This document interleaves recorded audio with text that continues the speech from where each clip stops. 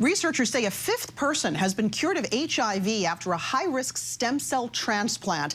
The findings were published in the journal Nature after a 53-year-old man in Germany showed no detectable virus in his body after stopping his HIV medications for more than 4 years. It's worth noting that this patient joins a small group of people who have been said to be cured of HIV under extreme circumstances. ABC News medical contributor and emergency medicine physician Dr. Darian Sutton joins me now to discuss this. Dr. Sutton, good to see you. So HIV.gov says more than 38 million people in 2021 globally are living with HIV. Of that 38 million, 1.2 million in the U.S. are living with the virus. Walk us through how this patient was apparently cured of HIV. Good afternoon, Alexis. This is another remarkable breakthrough that adds to the years and decades, of research that have been done to find a cure for HIV. In this particular case, this was a 53-year-old male who had been previously diagnosed with HIV. In 2011, he was unfortunately diagnosed with leukemia, for which he was given chemotherapy and a stem cell transplant. Now, what's important about this case is that his stem cell transplant came from a donor who was naturally resistant against HIV. Many may not know, but there's a small percentage of the population that don't have the receptors needed for HIV to bind and cause infection. And after that transplant, this patient then began to develop new and healthy cells. And as you said, since 2018, he has not needed any HIV medication or treatment and has been continuously tested. And there have been no detectable signs of the HIV virus, which is this is what makes it a remarkable and a breakthrough. Yeah, truly remarkable. But I know this treatment is not one that everyone with HIV can undergo, right? There are some risks and some limitations here.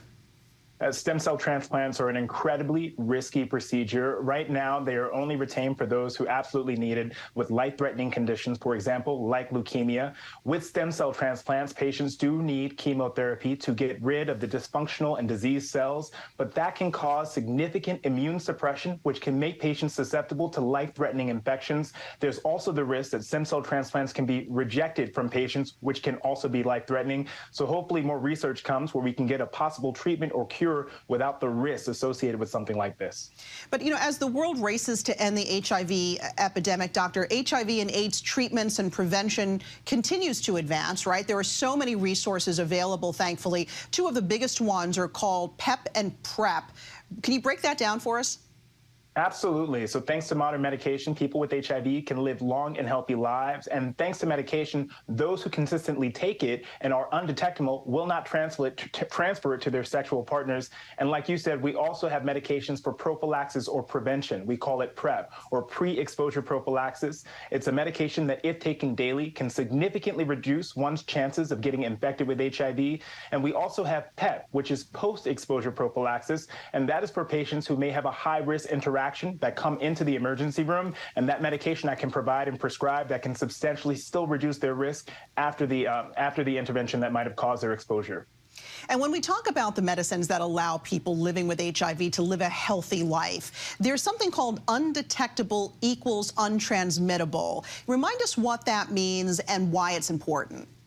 Such an important thing to remember. It has been dedicated research has been done to understand this concept. And we now understand that those who have HIV, who consistently take their medication and are consistently undetectable, cannot transfer it to their sexual partners. Now, that means that people who are healthy and living their well lives and taking their medications regularly cannot produce that risk for their sexual and intimate partners. And that is something that, unfortunately, is not well known. And I'm hopeful that more people will understand it to hopefully decrease the stigma associated with this diagnosis. Dr. Darian Sutton, thank you. Thank you.